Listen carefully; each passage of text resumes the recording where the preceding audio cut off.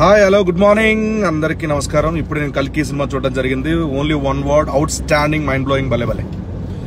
అసలు ప్రతి అంటే ఆ థాట్కి, ఆ కాన్సెప్ట్ థాట్కి టికెట్ డబ్బులు ఇచ్చొచ్చు. అండ్ ప్రతి scene goose bumps, interval, pre climax, climax, everything well made. అసలు అద్భుతం. నాగేశ్వర గారికి ముందుగా టేక్ ఏ బౌ సార్.